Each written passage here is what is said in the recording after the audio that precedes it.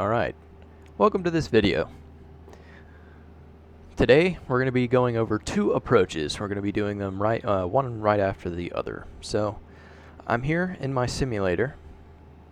We're in a 172 SP, very close to a 172R.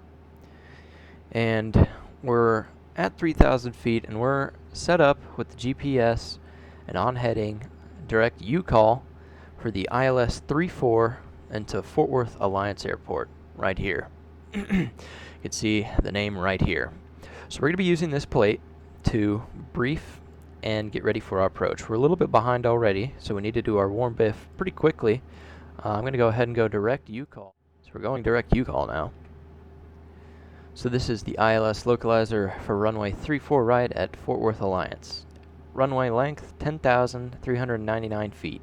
Touchdown zone elevation 686 feet. Airport elevation 723. The localizer slash glide slope course, or not course, the frequency is 10.15. So we'll go ahead and put that in. It's actually already in there. Look at that. So we've got that. The course is 346. Tower is going to be 3515. And so we are inbound to U-call. We've been radar vectored. We need to cross U-call at or above 3,000. That's what that line under the 3,000 means.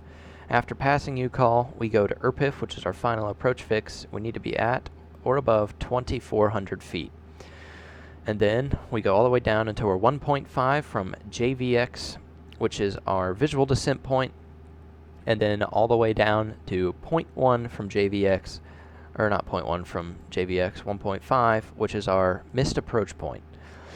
So if we don't have the runway by then, we'll go missed approach. We're going to be going missed approach because after this approach, we're going to swing around and do the RNAV. So what are our minimums? Our minimums are down here. 881 feet is the indicated altitude that we need to. That's where we can either call our missed approach point and go or not. Okay, so we've crossed U-call. We're a little bit to the west here, but we're going to go ahead and go down to 2,400 feet. I'm using the autopilot just because I have it. We're in and out of IMC conditions, and so it's just a nice thing to be able to have. So we're going to bring the power back, mixture full rich, lights are all set. We've done our before landing checklist a little early. And I'm going to go ahead and put it back on heading mode. We'll just say that we were getting vectored away from traffic. We're going to go ahead and put direct ERPIF in the approach. You can see LNAV pops up here on the GPS. So there we go, that's direct ERPIF. We'll go back onto nav mode, and it will take us to ERPIF. So we're going down to 2,400, altimeter set. Let's do the rest of our warm biff. So we've briefed this top part up here. You can see it says radar is required. We don't have radar, it's okay. We can do the ILS for 3-4 right. You can see here we have different categories on our approach plate. That's for varying speeds and type of aircraft. Down here you can see a diagram of the airport, and we're landing right here on 3-4 right, the runway that's closest to the east side of the airport. You can see right here within 25 nautical miles of the FUZ VOR, which is Ranger, we can be at 2,700 feet and be protected from all obstacles. So you can see we got a little bit, there's a little lake right here and a little lake over there. So we can also see that the approach lights are Mausers. And then, okay, so here's the important part. Missed approach, climb to 1,200, and then it's a climbing left turn to 3,000 on heading 270, and FUC Vortac R303 to Oblong intersection 24 DME from Foos, and hold. So we're going to do the missed approach, so we're going to be doing the climb to 1,200 and then a climbing left turn up to 3,000 on heading 270, and that is where we will stop, because at that point we're going to transition into the RNAV for one of the 16 runways. So let's go back to our sim here. We've briefed our plate. We're a little slow. Let's get our speed back up.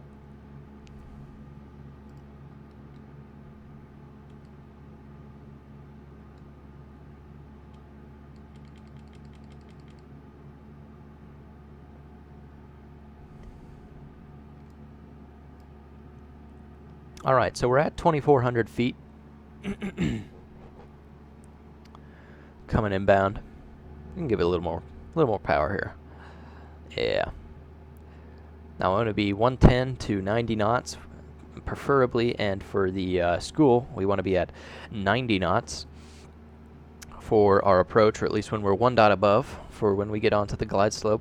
We can go ahead, just so we don't forget right now, switch this over to nav, so the GPS goes into VLOC, and once we get to ERPIF, we're going to be going down 881, but at that point we will have intercepted the glide slope and the localizer, and we will follow that down to the runway.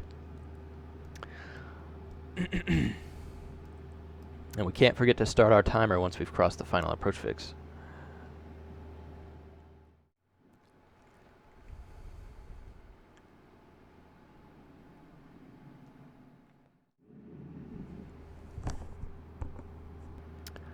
Okay, so we can see our glide slope coming in now. So I'm going to take over. I've now taken over from the airplane. We're going to start descending. We're going to follow that glide slope down. We don't want to get too below it. And what I forgot to do, and all the excitement, is do 1 notch of flaps. So we're now below 110, so we'll go flaps 1. That should happen at 1 dot above, but things happen. So now we're turning on to the localizer here. We're a little low. There's 1 dot below, but we're on the localizer here. Okay, there's the glide slope coming in, and we want to be at 90 knots, and we want to go in. So we've crossed ERPIF. We'll go ahead and start our timer. And basically what we do is we follow this glide slope all the way down to where the altimeter then reads 881 feet, and that's in pressure altitude. In AGL altitude, that is approximately 200 feet above the surface. See, we're getting a little right, of course, here and a little high, so we're going to correct for that. We want to do corrections in small increments. We don't want to do big turns, because then we can get ourselves into oscillations. So 10 degrees or less is how much we want to use to correct for lateral deviation on precision approaches. Have the airplane trimmed out, and we're descending nicely on the glide slope. As you can see, I'm continuously correcting. A little right again. I believe the wind is coming from the west, so, or from the east, I mean, so we're getting pushed a little. Make sure we're keeping our speed around 90 knots. And what I like to use is I use a mixture of the racetrack instrument scan and of the wheel and spoke. So the racetrack would be airspeed, around, altimeter, vertical speed, DG, turn indicator, and back around. And then the hub and spoke would be attitude indicator to the DG, to the attitude indicator to the altimeter, to the attitude indicator airspeed. It is always coming back to the attitude indicator. I use a mixture of both. So basically all the time that I'm flying by the instruments, I'm basically just kind of looking at all the instruments. There's not really a order to it, but it's what works for me. And you can use either of these methods and see which one works best for you in terms of maintaining altitude, airspeed, and heading. Getting in close now. We are now crossing our missed approach point, or I'm sorry, our visual descent point. Getting a little low there. There's half scale. That's a close one. We don't want to go full scale ever. If we go full scale, immediate missed approach. So, coming in now, we're going to be getting close to our decision altitude here, which is 881, and I will call that out. Okay, so there's 881. That's our missed approach point. So we'll go ahead and go missed approach. So we're going to go full power. We're going to go positive rate of climb, positive rate of airspeed, flaps up. We're going to climb to 3,000, and it's a turn to 270. So we're going to set our heading bug there. And we're going to trim the airplane out just so we can double check the chart. So climb to 1,200, then a climbing left turn to 3,000. So we'll climb to 1,200 initially. We've just passed it, so a climbing left turn to 3,000 on the 270 heading. So that is an ILS approach. At our decision altitude, we'd either go visual if we had the runway, or if we didn't have the runway, we would go missed. There we are, climbing through 1,500 feet, and I'll be back with you when we've set up for the RNAV. Okay, we're back, and we will go ahead and brief our next plate, which is the RNAV GPS for runway 16 left at Fort Worth Alliance Airport. Our runway length is 10,600 feet, touchdown zone elevation is 723, and airport elevation is also 723. So, we are getting radar vectors to argue, and then after argue, a final approach fix, FAF, Wigzoo. After Wigzoo, it's Lively, which is 2.5 nautical miles from the end of runway 16 left. So, at argue, we need to be at or above 3,000 feet. After passing argue, we can descend down to 2,400 feet. That is at or above 2,400 feet at Wigzoo. And then Lively, we can go down to 1,560 feet, 1,560 feet, and that is 2.5 nautical miles from the end of runway 16 left. At 1.1 nautical miles from the end of runway 16 left, you see this V right here. That is our visual descent point.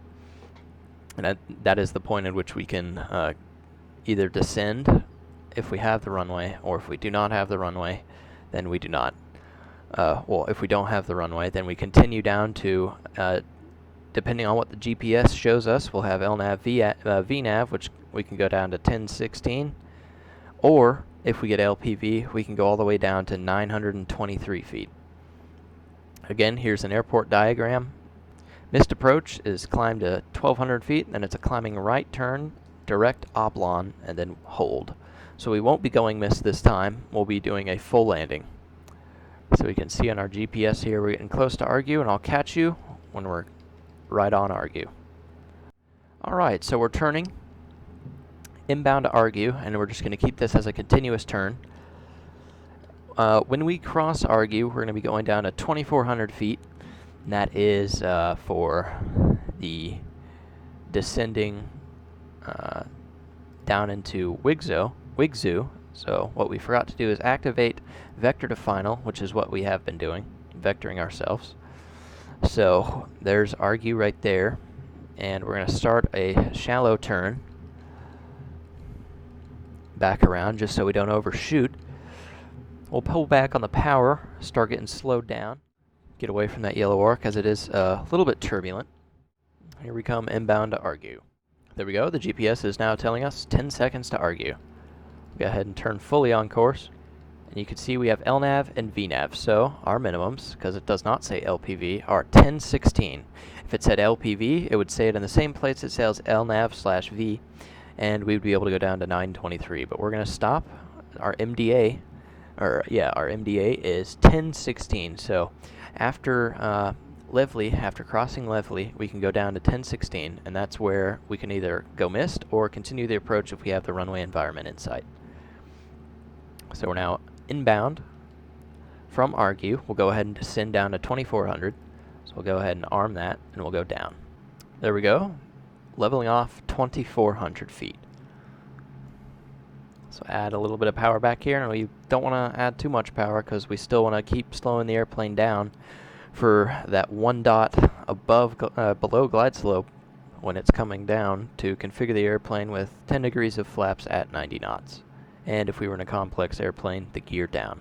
Here comes Wigzoo, so after crossing, we'll go down to 1560. So we've crossed, we'll go arm and down relatively quickly.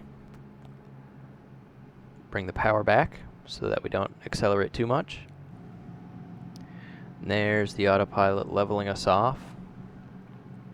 So after crossing Lively, we'll be going down to 1016. Lively's not showing up on my GPS, so that's 2.5 from the runway, which is now. So we'll go ahead and disconnect the autopilot and head down to 1,016 feet. So there's 1,016 feet, and the runway environment is in sight, so we'll go ahead and visually descend down, we'll land, and that will conclude our video. I hope you could learn something from this with this visual demonstration of how we fly precision ILS and non-precision RNAV approaches. If you have any questions, please give me an email. There's the inner marker. We'll start slowing her down and bring her in for landing. There we go.